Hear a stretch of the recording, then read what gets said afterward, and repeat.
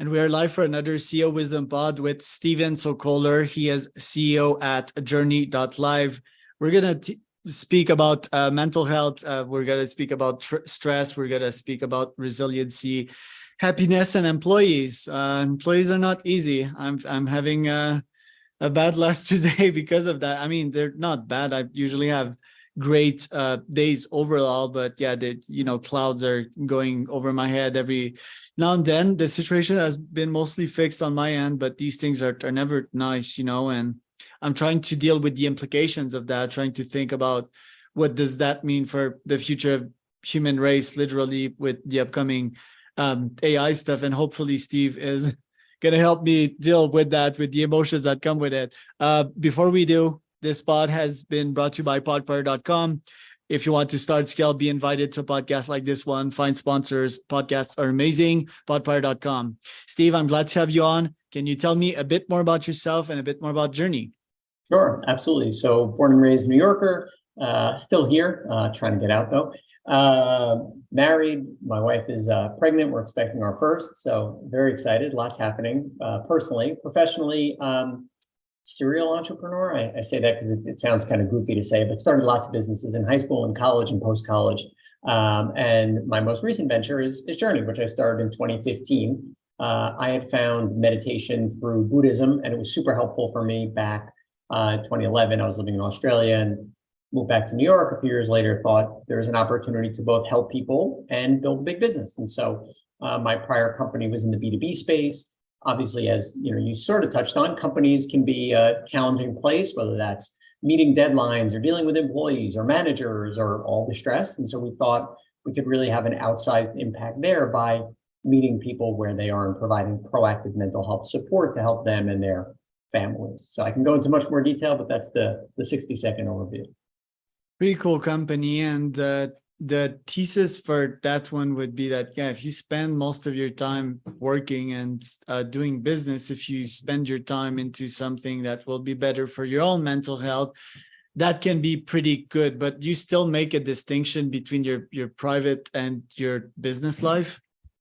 Well, I don't really like the idea of work-life balance. I think that inevitably something's going to fall.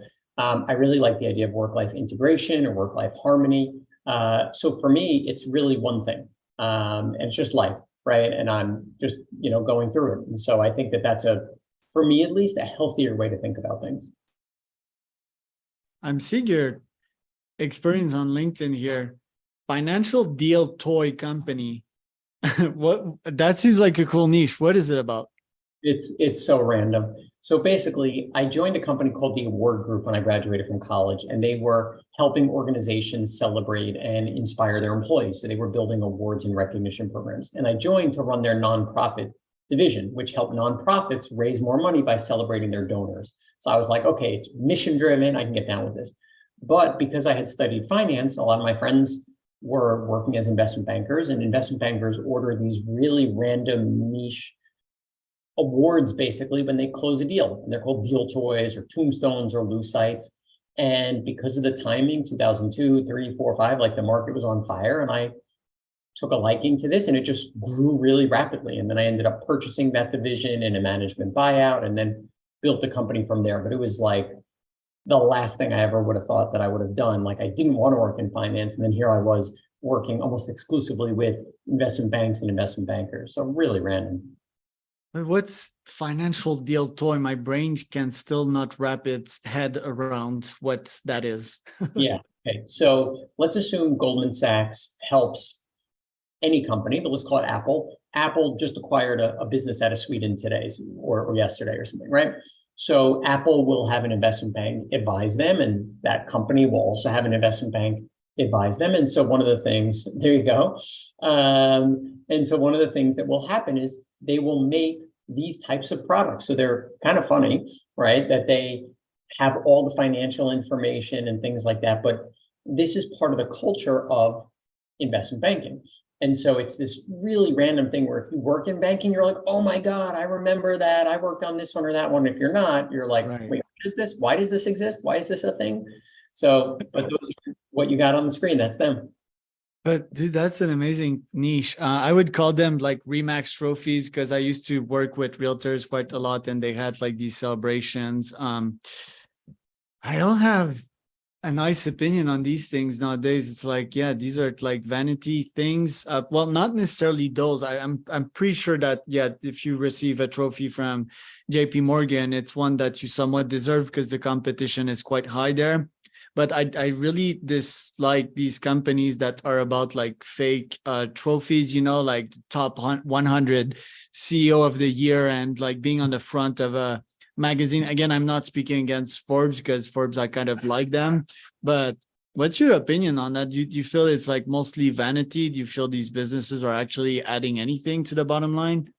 Well, I think there's two different things, right? I think going back to what you said about employees earlier, recognizing employees, or to go back to personal life, right? Recognizing friends or family for helping you or doing something good, that feels good. That feels authentic. That feels worthwhile.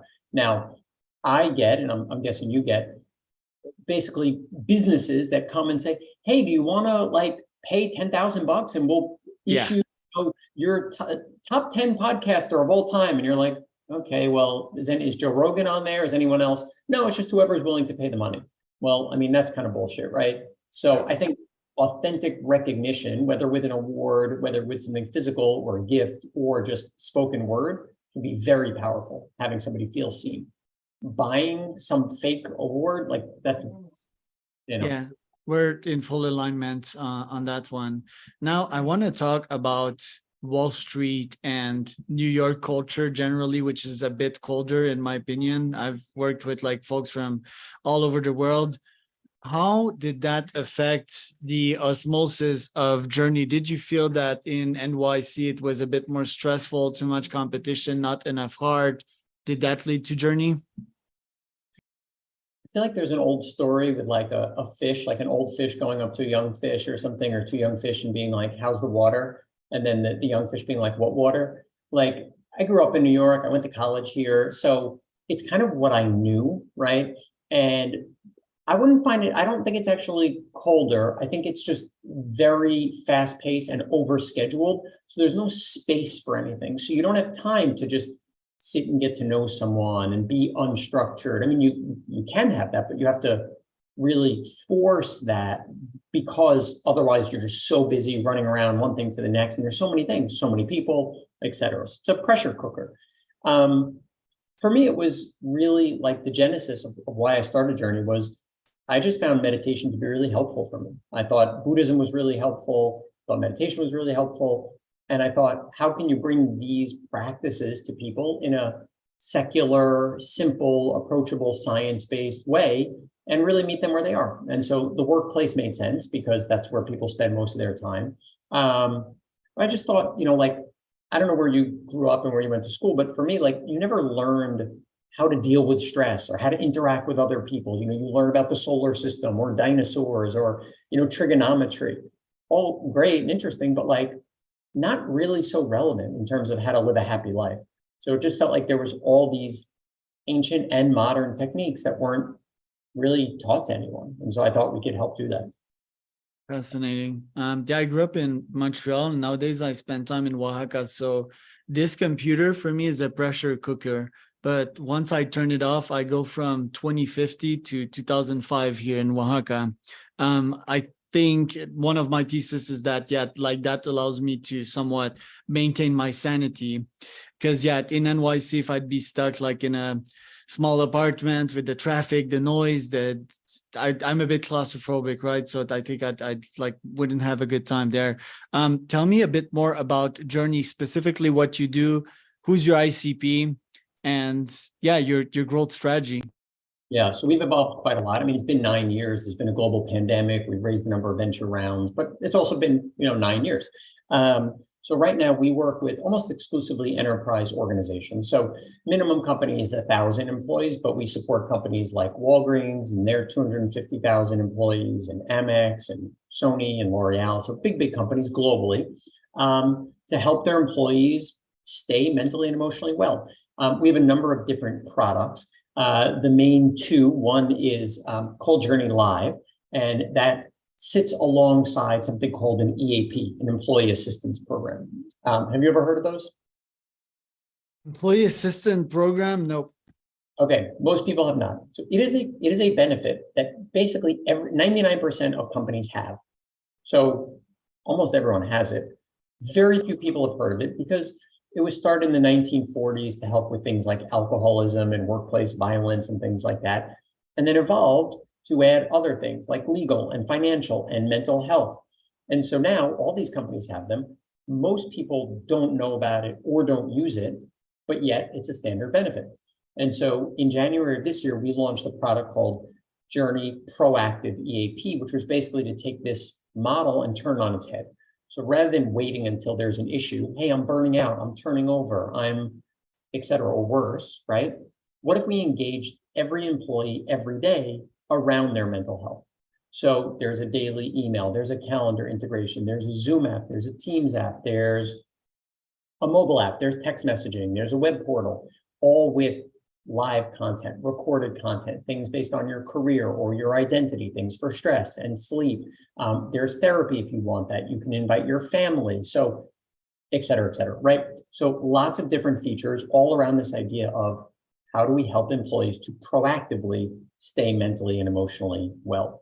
And since launching this product, which was in January, it feels like we've really hit the nail on the head in terms of finding a need in the market. There was kind of a white space that we were able to find, and so far so good. And we've scaled the team accordingly and growing. What have you observed in employee mental health since COVID, and how has that affected productivity? Well, it's messed up to say, but the good thing about COVID is that companies have now started to pay attention to mental health in a way where it's more than just lip service. Right. In the past, it was you talk to HR leaders and they'd say, we care a lot about mental health. And they would mean it, like personally, they would care, but the organization wasn't putting any dollars behind those initiatives. Now, of course, this is not all companies, right? There's many companies that have been very progressive and forward thinking when it comes to mental health for a long time. But nowadays, you have manufacturing companies, you have very traditional companies that are saying, we know this is important. Well, yeah, of course it's important. It's always been important, but now it's, well, if people are burning out, that's going to cost you a lot of money. If people are hitting your health plan because they're having panic attacks or they're ending up in the ER or they're self-harming, that's going to be very expensive for you. Why not take care of it ahead of time? Besides the human factor, there's also a good, business case to be made around it. And so the pandemic, I think we could spend hours talking about how terrible it was for society and humanity and families and lives lost. But when it comes to looking at the other side of it, one of the few silver linings is it did allow companies to take a more serious look at mental health and are now investing the money that they probably should have been investing for a long time. I've been a user of various meditation app. Headspace was certainly good. I've tried Calm as well. Nowadays, I'm on to Apple Fitness. These are quite fun. It can be as low as like 5 to 10 minutes. I've been on various retreats myself. It feels challenging, for the lack of a better word. I think everyone first has their own meditations if they're like willing to search for it. Mine is ultra running. I think I'm literally with myself for 3 hours, no noise in my own head, and I get a bunch of insights. I heal a lot on these runs internally. I still recommend folks to try meditation, have a soothing voice, a teacher that you can listen to and that can take you out of this current reality, which is not always easy. What do you think, or how do you think as a CEO and a busy exec, how do you think that I can integrate meditation to my routine without it having to feel like a burden? Is it like me understanding the effects and being, wow, I need that on a daily basis? Is it like a feeling thing? Is it a scheduling thing? How can I make it work for me? Probably some combination of all the above. I mean, it sounds like you're already, looking at ways to calm your mind, quiet your mind, be introspective with, your running and other things. For me, I think scheduling it first thing in the morning, and I don't know how that conflicts or doesn't with your current schedule, but like, I don't know where my afternoon or evening is going to go. I don't know what energy level I'm going to have. I don't know. But like The mornings I have a little bit more control over, right? And to your point about the Apple Fitness being 5 minutes or 10 minutes, it doesn't have to be 20 minutes. It doesn't have to be a 10-day silent meditation retreat. It could be you wake up, you have your practice, right? You listen to Headspace or Calm or what have you. And similar to going to the gym, right? If you were to go to the gym today, you don't, I don't know what kind of shape you're in, but you don't, lift up your shirt and all of a sudden, you have a 6-pack and, it takes time. But if you do it long enough, it might be 2 weeks, it might be a month, it might be 6 months, you're going to have changes. And one example I use, so separate from meditation, I lost 85 pounds. So I was heavy growing up. And then when I was about 22, 23, I went on a serious diet, I lost 85 pounds. The change from being heavy to being the way I am now, right? 85 pounds lighter is not as significant as before I meditated to when I started meditating. That practice shifted my life more than losing almost 100 pounds, right? Why? Because I was able to understand myself better, why I made certain decisions, why I was doing things that weren't even decisions. They were just things that were really out of alignment with who I wanted to be and what I wanted to put into the world. But I just couldn't see it because I was just, going through the motions. And so it really helped me to get more clarity, even though that wasn't, what I thought I was looking for. I thought it was just here's a good stress reduction thing. But it really helped me to become more familiar with myself, which unlocked quite a lot. My brain is going various things right now. It's times are accelerating. Does it mean we can fall in meditation quicker? Or is it the opposite? Does it mean it's constant interruptions in the TikTok age? Then also came to my brain, folks feel sort of overwhelmed nowadays. Can they integrate it in between their dinner breaks? And finally, noise. You're in the city of noise. There's always noise in these silent retreats. The beauty is that there's silence. There's always a noise in the background, but do you feel it would be better for society to just accept silence and pauses and taking time and reflecting? Do you feel that would bring more healing to this world? Sure, I certainly do. I mentioned the education thing. I don't know, for me, I just didn't learn about any of this stuff.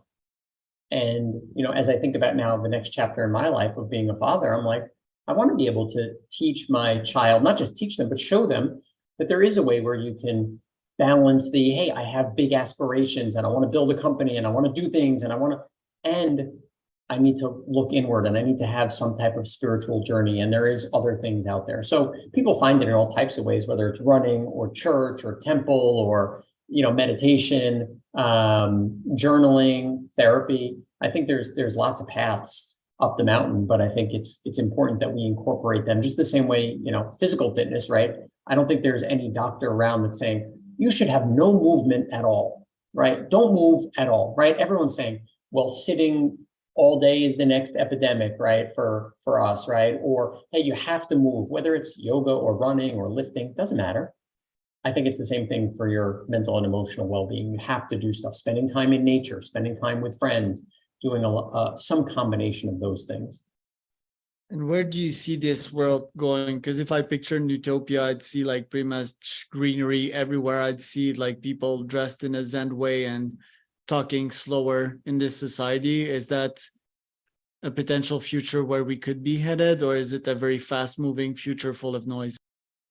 Yeah, I think there's a good expression, man plans and God laughs, or woman plans and God laughs. You and I started talking before we got on camera about AI, right? And where that's going and climate change and this and that. And I can't tell you what's going to happen next. I know, if everyone had some type of contemplative practice, some type of compassion practice, I think the world would be a better place for sure. But I don't know whether we're going to get there faster or whether, the robots are going to come for us. Do you think you could create such a community? We're certainly trying. I think that for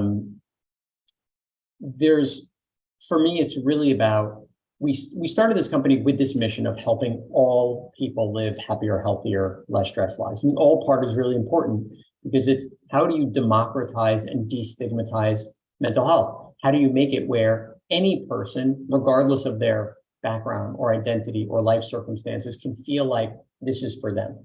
And so we spend a lot of time on all of those things to make sure that it feels really inclusive, it feels really diverse, it feels really equitable, and people can say, wow, this is for me, even though maybe historically they never thought about it before. So yeah, we're certainly trying. How can we integrate more heart into business? Are both compatible, or is just capitalism like always going to reject the hard part? A really good question. I would like to believe that you have a choice, that it's not inevitable, that capitalism is the only way to go, in that it can't be something where you do have heart. Like for us, we have to make tough decisions sometimes, right? We have to let someone go, or we have to reduce something. And there's a way to do that compassionately and thoughtfully and in a way that feels as good as it can, right? And there's also a way to do it and say, oh, it doesn't matter, this, that, or the other thing. So I do think there's a place for it. I do think capitalism is it's a great enabler, right? It builds built an amazing society here in the US and around the world. But I think there is hopefully a place for heartfelt leadership and compassion within that. All right, 2-in-1 rapid fire relationship tips with your spouse and any parenting plan that you've set up. No to the second one, not really. We did hire a it's our first for both of us, and so we hired a baby nurse who's going to be here for a couple of weeks to help us. Like, how do we used to live in villages and tribes and communities, and now we live in an apartment, and her family's in Europe and my family's in in Queens, not near where I am, right? So you used to have that knowledge that's just lost. So having her, that's my one tip there. For relationships, I mean, I got very lucky. I married my best friend. We spent a lot of time just communicating, telling each other how much we care about each other, making sure that we're keeping the pipes clean in terms of communication. And if something's bothering me, not sweeping it under the rug, and then the rug is, this high off the floor. It's work, but to be honest, most of the time it doesn't feel like work. It just feels very natural. So, but I got lucky. I recognize that. Interesting. Stephen, where can we find out more about you and your company? So the website is Journey.live, Live. If somebody wants to reach out to me, I'm Stephen, Stephen, at Journey.live. On LinkedIn, I'm not on anything else. I probably should be, but oh well. But those are good places to find me. And I am Charles Cormier, host of